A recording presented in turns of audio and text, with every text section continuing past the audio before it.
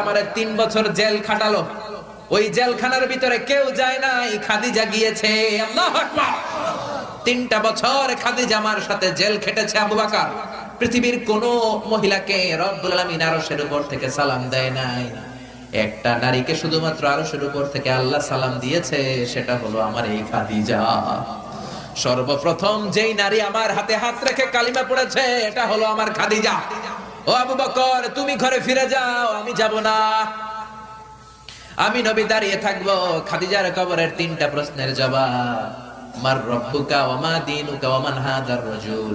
এই খাদিজার কবরের 3টা প্রশ্নের জবাব আমি নিজে দিয়ে তারপরে আমি ঘরে যাব রে আবু বকর।